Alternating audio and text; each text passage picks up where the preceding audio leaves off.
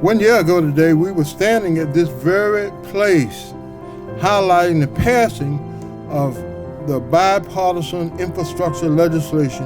And now, 1 year later, we're standing here again next to a very large check. $2.5 million. I'd heard stories over the years of this low water bridge and how often it flooded. And obviously, it takes out the ability to use the Greenway. And it made sense to me that this is exactly the kind of project that should get federal funding. So we went back and worked with Senator Kaine.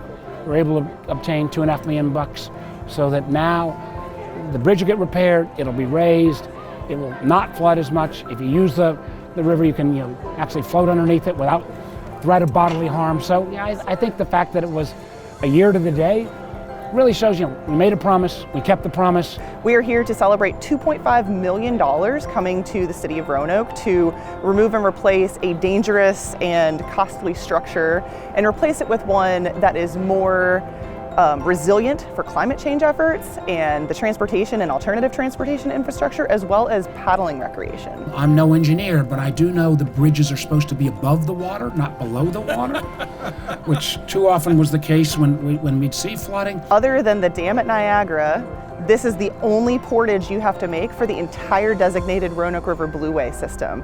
And it's not because it's a dam, it's because it's actually a low water, dangerous structure. So you can't go through those culverts. We do not recommend ever trying. There could be things caught in there that are really dangerous for life and limb.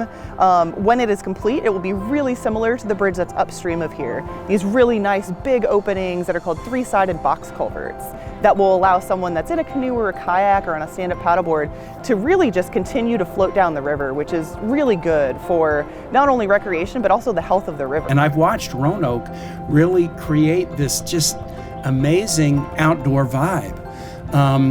The assets were all here, but as is often the case, this is the case in Richmond where we live, the asset of the James River was there, but the city and community weren't really embracing it, weren't really marketing it, weren't really showing it off. But what Roanoke has done, Roanoke, the surrounding counties, has just been remarkable. And you've branded yourself as one of the best outdoor towns in the country. I read that, Outside Magazine, I read hiking and backpacking publications. Blue Ridge Outdoors every year, they do their best of the Blue Ridge, and Roanoke microbreweries or Roanoke bike shops are always in the top 2 or 3 in all these categories. You've just done a tremendous job. And the work that we're doing here to elevate this low water bridge will enable it to even be more used by more people. And it also solves another problem.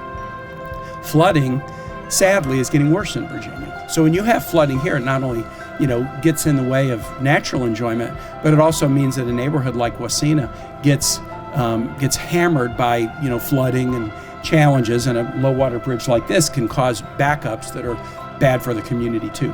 So this is a real good project. It's great for Roanoke's outdoor city brand. It's great for the neighborhood, and it's an indication of the community coming together to work hard. It's a cool project for me. It's exciting as an engineer, but also I live in the community. I love living here. Me and my family use the Greenway all the time, and the opportunity to improve its utility for my own family, but also it's really a critical transportation pipeline for the valley from a pedestrian standpoint.